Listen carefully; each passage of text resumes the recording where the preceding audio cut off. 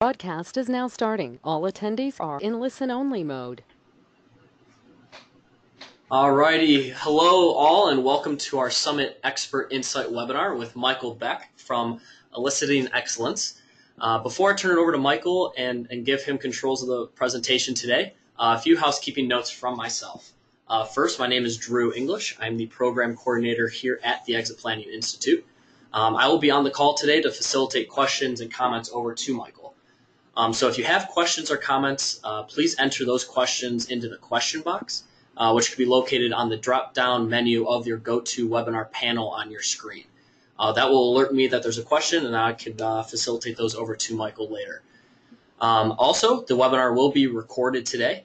It will be sent out later, so just look for an email from myself with that attachment on there, so you can have it for your records and for your review. Michael will be in attendance at our summit in Nashville on September 24th and 25th.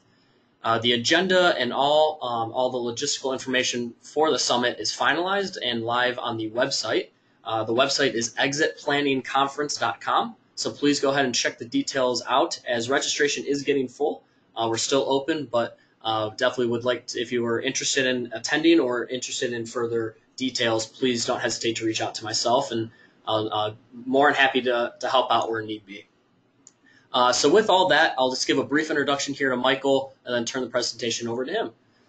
So Michael Beck is an executive coach, business strategist, and the author of Eliciting Excellence, Bringing Out the Best in People. He's very passionate about developing successors and preparing them to successfully run a company. He works with executives to improve their leadership effectiveness, broaden their strategic thinking, and maintain their focus on execution and succeed as an owner. So with that, I'll go ahead and turn it over to Michael, and he will get us going in the presentation today. So Michael, it's all yours. Fantastic. Thanks so much, Drew, for having me on. I'm looking forward to sharing a little bit of interesting insight that I've just come up with of late that I think everyone will be really interested in. So what I thought I would do here is maybe give a little further insight into, see, my screen is locked up, of course. Hang on one second, folks. Wow. Everything goes great until you need to launch, right? Yeah, bear with me one second. Is it showing anything on the screen right now? It is not, no. Here, okay, sorry. The whole system crashed just as I launched it for us, so bear with me.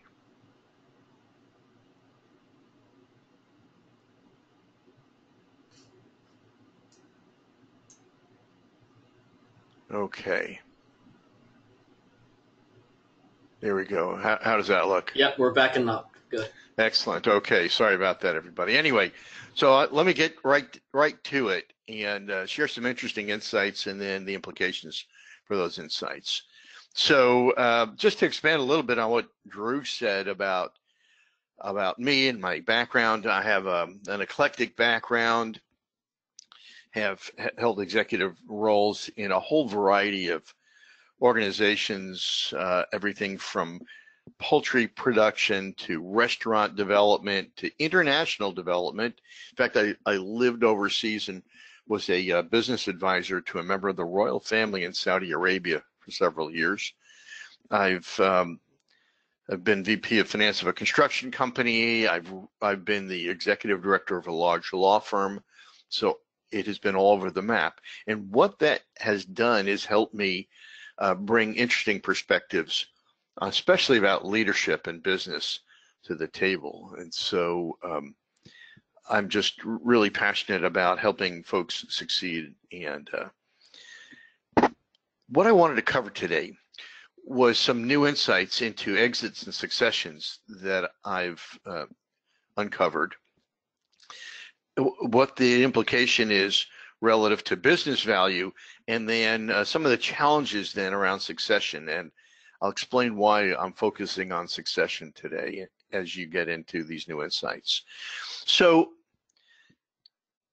you're all, I'm assuming everyone on the call is fairly expert at successions and exits. So in my perspective, there are three general paths to transition. And the one is, of course, the external sale, M&A, strategic acquisition, and obviously an individual buyer buying a company.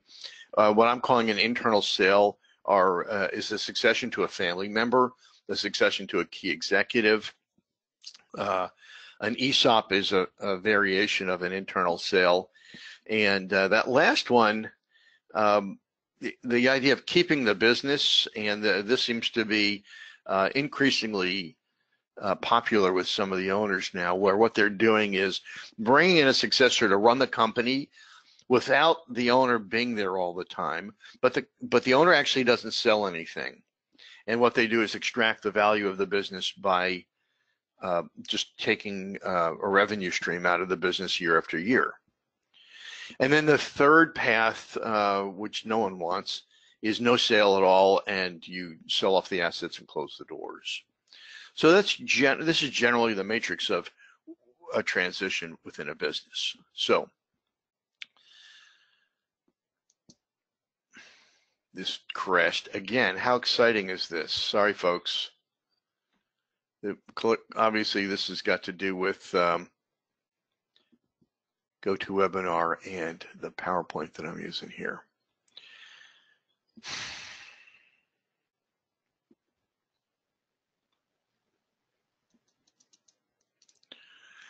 Let me talk about the realities of boomer businesses. And these are the insights that I've uncovered recently. The first insight has to do with statistics from the SBA and from the Census Bureau. Now, here's what I don't want to bore you with all the details of the statistics, but let's get the gist of it. The SBA says that there are about 6 million small employers in the country, and that about 60% are going to be retiring in the next years, which is about 3.6 million boomer-owned businesses. If you look at the census statistics, the population of boomers, which is the right now it's about 51 to 70 years old. It's a little over 78 million people. And the population of the segment right below them, which would be the next segment to own businesses, the 31 to 50-year-old bracket, there are almost 83 million. It's actually slightly larger than the baby boomer population. If you divide the number of businesses owned by boomers by the number of boomers and the number of businesses owned by the tier below them by the population of that tier, you find out that those percentages are actually pretty close to one another. So the boomer, about 4.6% of boomers own businesses, about 2.9% of that population right below them own businesses. What that means is even if the population below, their propensity, their desire to own a business rises to where the boomers are, there's going to be a shortfall of over 2 million businesses. In other words, businesses are going to be coming on the market where there will be no buyer for them. You can't sell a business to someone who doesn't want the business. So over 60% of boomer businesses that are going to come on the market will have no external buyer. That's the implication for owners. Now, what does that mean then? What do you do? I mean, clearly no one wants, that 60% does not want to close their doors. And so the implication is this, where this was the original path or options for paths, because there are virtually no individual buyers, the best businesses, the ones that are most profitable, will still be good strategic acquisition targets, M&A targets.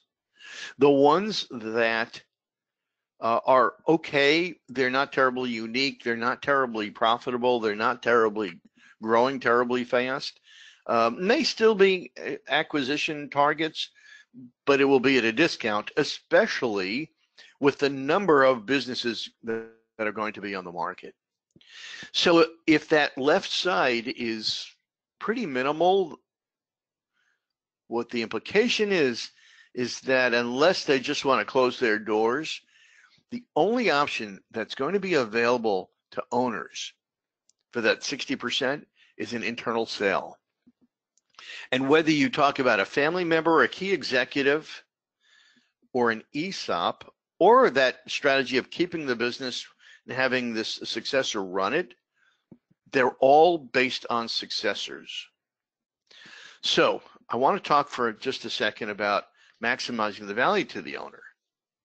Now, I mean, everybody knows about business value, and I'm not a business valuation expert. However, this is true that since the majority of transitions are going to be in the form of a succession, the success of most transitions are going to rely on that successor growing the business, making the payments, and not screwing things up. And the reality is, if they screw things up and can't make the payments, the real value to the owner becomes much less. And so if the owner wants to maximize the value they realize from their business, they need to make darn sure that successor keeps the business thriving and can make the payments. Yeah, I think it's going to become a huge deal over these next 5 and 10 years. And so that's why I wanted to talk today about successor development, because I think not only is it a nice thing to do, but I think the vast majority of owners are going to need a successor, whether they planned on one or not, and that they better make sure that successor is groomed well so they can keep the business thriving and make those payments. So successor success relies on these two issues. The first issue is actually having the right successor. And the second issue, of course, is developing that successor effectively. So I want to briefly talk about those 2 points. I've had clients recently who obviously have had challenges in both of those. And having the right successor is an interesting challenge because, like we said, if the owner hadn't actually planned on having a successor and was hoping that they would have an external sale and can't find one, then they've got to find a successor. And that's not always as easy as it sounds. In fact, I mean, handing your company over to somebody else is a big deal. So what it requires is that they develop a profile of their ideal successor. In other words, the traits, the personality, the characteristics, the skill set that an ideal successor would have. And then they need to find potential candidates, which isn't always that easy, but they can be internal or they can be external. And then obviously, once they find candidates, they need to assess whether they do have those. And a lot of what we're talking about is not something you read on a resume. They may not even be able to take a test or an assessment or an evaluation. And so there's actually an art to uncovering whether they have the personality and competencies and behaviors that the owner feels the successor needs to have. And it's important to have those, again, for the successor to succeed. It's important that the successor fits in with the culture of the company. If they begin changing the culture, they can begin driving away key people. If they don't have the right personality to drive it, if they're not entrepreneurial, if they don't have vision, then they make incremental changes instead of significant changes. And so there are lots of interesting aspects to finding the right successor. And in addition, to make it even more complicated, the same traits that the owner has may not be the traits that the business now has. In other words, it may have been great starting off that business, but maybe that's not what the business needs going into the future. So it's a little bit involved in finding that correct successor. Once you have a successor, once you have somebody who you feel is a good candidate, Most owners feel they do a good job preparing them. But the reality is that most often they teach them the mechanics of the business. They understand the business of the business, but stop their the consequence of that is that roughly 70% of successions fail. And they fail because knowing how to run that business does not necessarily make them a good leader, does not help them think strategically, does not help improve their judgment. It just means they know how to make widgets. And so if that development stops right there, you can be sure there's going to be a problem down the road. The other reality about successor development, in fact, I just wrote an article about this, is that it's virtually impossible for an owner to completely develop their successor. And there's some interesting reasons why. If you give it some thought to help someone really develop, you need to have good, open, honest conversations. And it's virtually impossible for a successor to be open, honest, and chat about difficult things with the person who's going to decide whether they do take over. So this whole interpersonal dynamic makes it very, very difficult. Secondly, is that I don't care whether you've had lots of education, years of experience in the business, that you're really, really smart. We all have blind spots. And the challenge is, if you don't have somebody pointing out your blind spots, you just can't see what you're missing. And then to make matters even more interesting, the longer you spend in an industry and in a company, the more we develop what I call groupthink, where we tend to look at things the same way, or this is how it's done in this industry, or this is how this company does things. And that's another form of a blind spot. So it's very difficult for someone on the inside to help somebody overcome their blind spots. The third issue is objectivity. Truthfully, everybody in that successor's life has an agenda. The owner, their spouse, their coworkers, everybody either wants something to stay the same or they want something to change. And so without objective perspective and an unbiased sounding board, it's very difficult for a successor to develop their judgment and their thinking. And then there are a couple other practical matters. For instance, it's hard to find the time to do the development by the owner. In other words, it's called successor and leadership development rather than successor or leadership training, because you can't just go to a workshop or read a book and all of a sudden become better. It takes time and it takes some skill to develop successor's competencies in leadership and strategic thinking and judgment and all that. And as we all know, owners are very busy. And so from a practical standpoint, the time constraints make it virtually impossible. And then the last point is that although that owner is very highly skilled at their business, the business of their business, it takes a different skill set to coach and develop somebody. And by way of example, a professional executive coach goes through coach training and then years of practice and experience honing their skills. And so that skill set is a different skill set than the ones required to run the business. So just from that practical standpoint, it's very difficult for an owner to get this done, which of course is why it doesn't usually get done very well.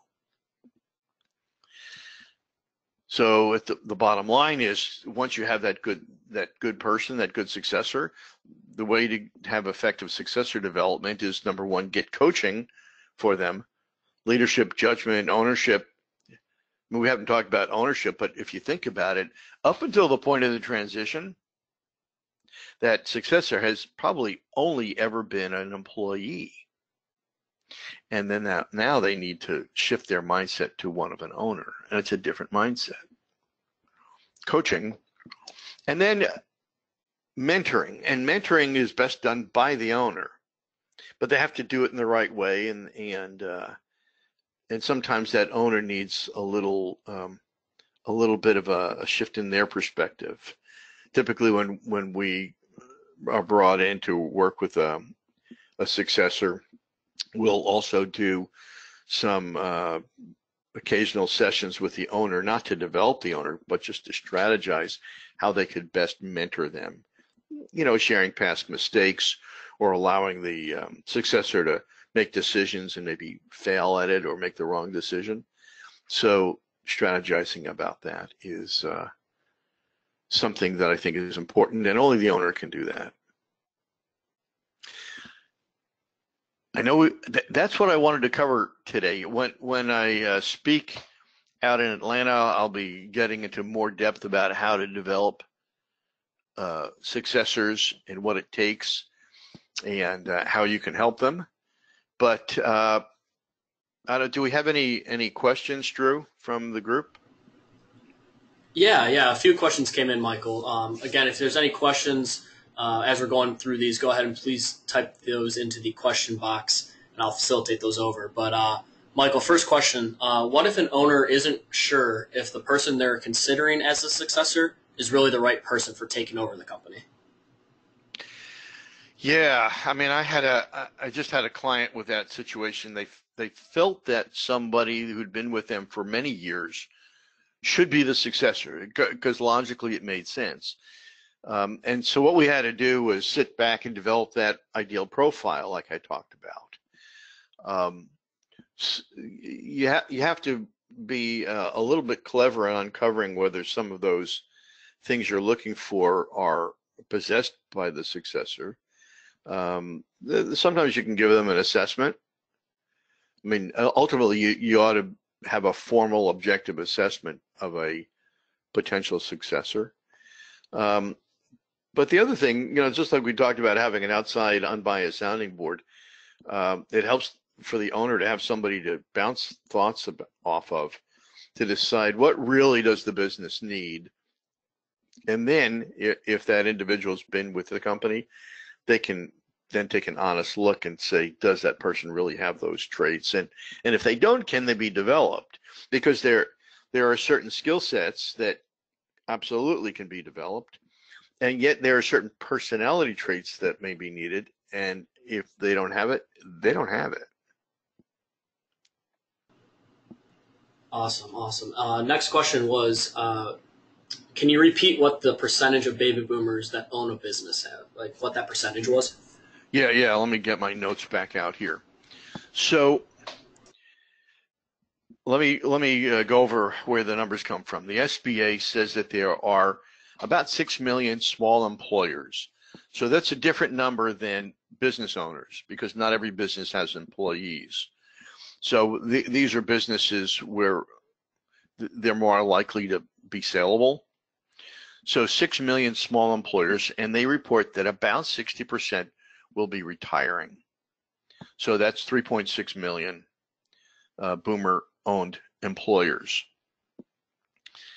And then the census, if you add up, they have I took a 20-year swath, 51 to 70 years old right now.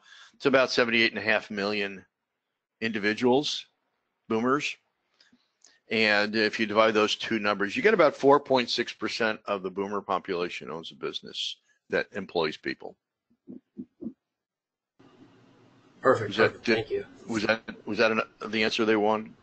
Yeah, I think so. Mike, if there's something else you wanted attached to that, just go ahead and type that in, and I'll ask. But next question, do you find owners open to the idea of outside coaching for the successor, or is that a hard sell? Yeah, I mean, some are open and some aren't. It's never a hard sell. It's either they get it or they don't. I mean, I've been doing executive coaching for about 18 years now, and you learn early on that this is just not something you talk people into, because actually the individual does the work. And unfortunately, many owners feel that they're expert, they know what to do, they know what's needed, and they know how to do it.